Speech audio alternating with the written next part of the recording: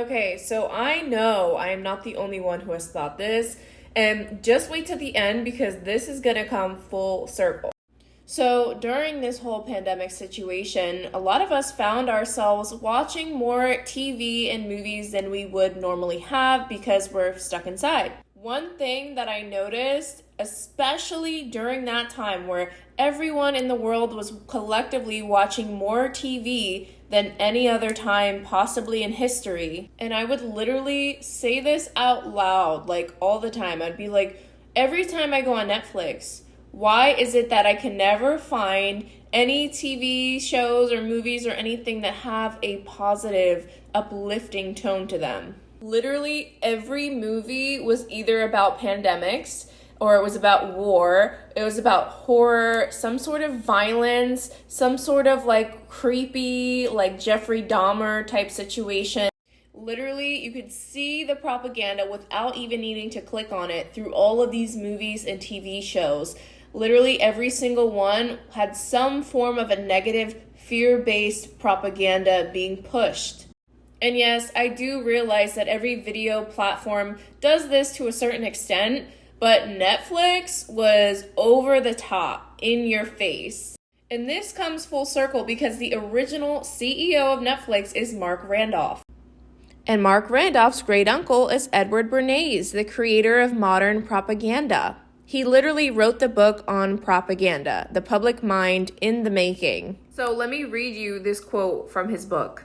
The conscious and intelligent manipulation of the organized habits and opinions of the masses is an important element in democratic society. Those who manipulate this unseen mechanism of society constitute an invisible government, which is the true ruling power of our country. We are governed, our minds are molded, our tastes form, and our ideas suggested, largely by men we have never heard of. This is a logical result of the way in which our democratic society is organized. The U.S. government used Edward Bernays to break up large groups of U.S. workers who organized as socialists after the Great Depression out of necessity. And Bernays was involved in many different propaganda campaigns. From convincing the American public that water fluoridation was not only safe but beneficial for their health, which we now know is neither, to also convincing the American public that bacon and eggs was the true American breakfast.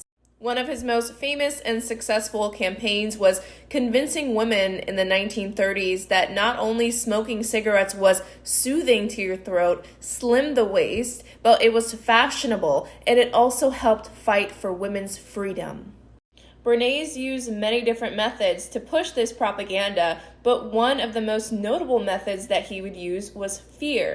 He boosted the sales of disposable Dixie cups by trying to scare the public that using regular cups was unsanitary. Edward Bernays' uncle is Sigmund Freud, the father of psychoanalysis. One of the most significant concepts in the study of psychoanalysis is the unconscious mind. According to Freud, certain ideas, thoughts, and memories are repressed and reside in the unconscious and continue to affect the mind as a whole. According to Freud, the mind could be divided up into three distinct parts: the id, the ego, and the superego. One other disturbing concept of his is the Oedipus complex. This complex refers to the idea that children experience unconscious sexual desire towards their parent of the opposite sex.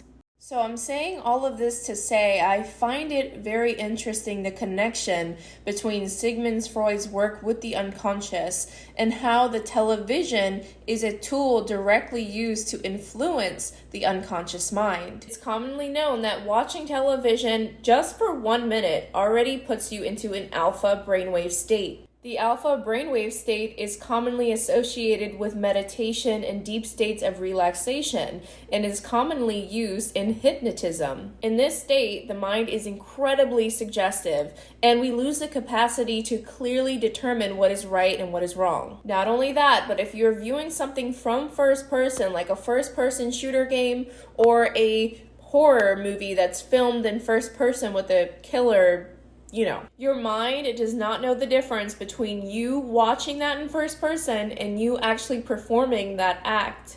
And this can be incredibly dangerous and desensitizing, especially to younger minds. Let's not even get into the layers of audible and visual, subconscious, and subliminal programming. TV's television meant to channel information and program your subconscious mind. All while that big black box is propped up like it's on an altar.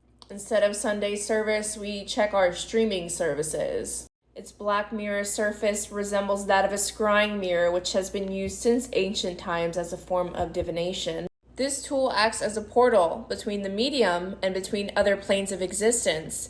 It's been used to channel information from the spirit world. So I say all of this not to scare you, but to empower you. Because once you know the deception and you are aware of the trickery, that awareness takes away so much of its power.